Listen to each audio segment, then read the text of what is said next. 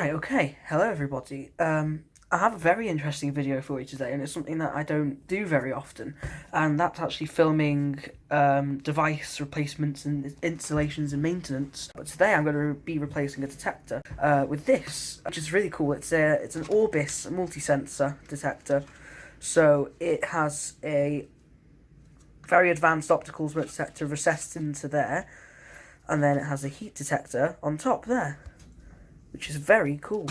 And I have tested it with the call point over there. I just connected those wires to it real quick, just to see if it actually works with my homemade panel, and it does, which is actually very surprising because it's a really advanced detector. And if you'll know, well, you might know that my CTET detector doesn't work with my panel because it doesn't allow enough current through when activated, but this one does, which is surprising. So yeah, let's get to removing. Actually, I'll show you what detector I'm replacing. I'm going to replace my really old Series 65 smoke detector. Some of you'll know this is the first detector I ever actually got. Oh no, this is the wrong one. But the old detector used to be here, but this is actually my newer one. So I'll just switch the heads out I'll put the newer one over there because this is my really old one. Hold on, bear with. Yeah, this is a really old one. It looks a bit tatty, and it doesn't detect very well anymore, so we're going to be getting rid of that today. I'm just going to put the new head on here. So yeah, that's up there now.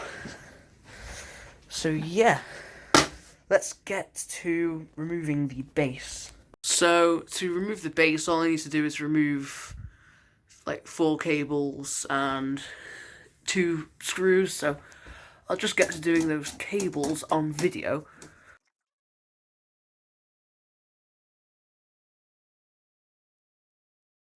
These should all pop out. Yep, they're all out. Uh-oh, the resistors come out. I'll have to fix that. Yeah, so let me just switch screwdriver bits so I can remove the flathead screws that hold it into the conduit box.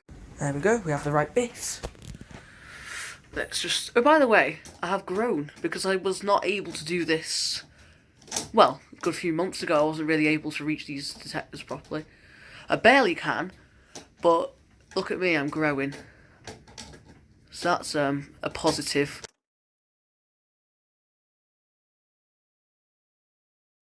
Oh, one of the fucking terminal screws has fallen out, that's handy.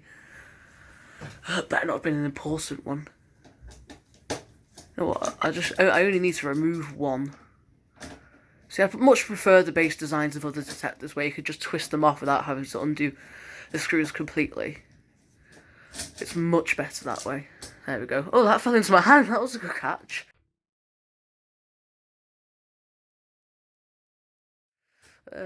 Oh, it's too big to fit through the hole. Great. I'm putting the camera down for this. I'll be right back. Alright, after much stress, we have the base off finally and the screws safely stored in my hand. And also the resistor did come out all of the way, so that's great. I'll put that in later though. So now we're simply left with a conduit box with some wires hanging out, which is great. It means we have progress. Right, okay. Now, the base... Well, alright, I want to compare these bases real quick, just to show how much better Orbis detectors actually are. So, if I remove the Orbis off its base, you can see that the bases are very different between these two detectors. They're made by the same company, by the way. They're both Apollo detectors. But this base is inferior. This is the old style base, and this is the new style base. It's a lot better. It's got a similar... Well, Halma... Any companies owned by Halma always use the same sort of plug mechanism for that, because like the Texacom... Well, the klaxon sounders also have the same mechanism thing to connect. Look, they're identical. So yeah, in fact, the bottoms of all of the devices between Halma devices are all very similar. If you're wondering what the hell I'm on about, by the way, Halma is like a company that owns like a group of companies. So they own Klaxon, and they own Texacom, and they own Apollo.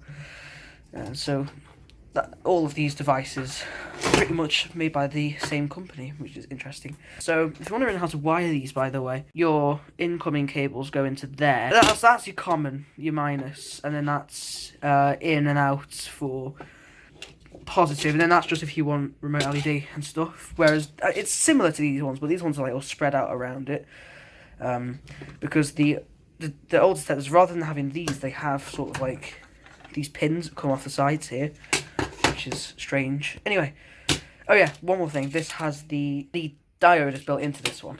Yeah. Anyway, less rambling and actually get to installing this now. So the first thing you do is obviously you get your holes and you put the screws in to put it on the conduit box. So I'm actually just going to do all this off camera because you've seen the process of me removing a detector. Just picture that backwards. That's how you put a detector on. So yeah, hold on. As you can see, I've resorted to standing on a little step here so that I can actually do this without hurting my arms, because it is getting a bit tiresome now. Anyway, as you can see, we have the first screw in. Just need to put the second one in now, and I've ran all of the cables just through the base so that I don't have to go pulling for them and potentially rip the sounder wires out, because if you're wondering what all the wires are for, any wires that aren't red, black, blue or brown are not even used, because this is 8-core cable that's going through here, and I'm only using 4 cores, and so I'm just using 2 red, 2 blue, because obviously it's 2 different cables joining together, and I need to join the sounder wires together, because obviously I cut the cables. It's very confusing, but you don't need to worry about this. You definitely won't face these challenges when you're doing this on an actual system. Well, I should hope you're not doing this on an actual system and you need to watch this video to do it, because that would be that would be a bit bad if you were doing it on a system that you weren't meant to be doing it on. But this is obviously my system in my shed, so I can do whatever the heck I want, really. Anyway, so let me get that other screw in. Right, so both screws are in now, so we can literally just put our cables in. So the 2 reds are going to go in, the positive in, and the 2 blacks are going to go in the COM. If you're wondering what this extra terminal for, I'm pretty sure that's just earth, but I'm not using that at the minute. Right, now for the moments of truth, we shall put the head on. Now, when we do this, it should theoretically go into startup if it's actually got power applied to it. But as you can see, it's in startup. So when Orbis detectors are in startup, they're like something like 25% more sensitive. So it should be pretty easy to activate this, just to make sure that it is working. Actually, I'll turn sounders on. I think that's sounders are on now.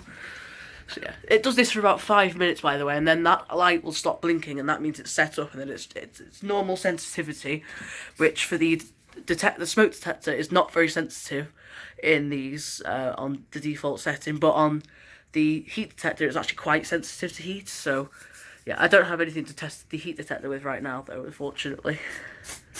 But let's give it a quick smoke test. Oh.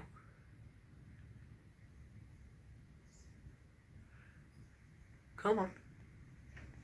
Wasn't enough, obviously. There we go. Sound is the same as the last system test, I believe. Let's just silence that real quick. So yeah, the LED's pretty bright, but it doesn't have 360-degree visibility like this one. This one has like a ring around it, but this only has one LED. But these detectors are, despite them being the new version of the Apollo conventional detectors, they are still kind of old, so you know, 360-degree visibility wasn't as much of a thing when these were made, but you know, yeah. But it looks incredibly cool. Like if you compare it to those detectors, which aren't, you know, they aren't the nicest looking of things. They look a lot nicer. And the normal just smoke detector versions of these also look really good. You set that. Oh, and it flashes orange when you take it off. I've been told that is what it's meant to do. Still in startup. So whenever you disconnect electricity from it, it will reset and go into startup. Make sure that doesn't reactivate. Yeah, it's fine. So yeah, that was my video on how to, well, it's kind of like a how-to, but also just me installing / replacing a conventional smoke detector with an Apollo Orbis multisensor. So yeah, hope you enjoyed.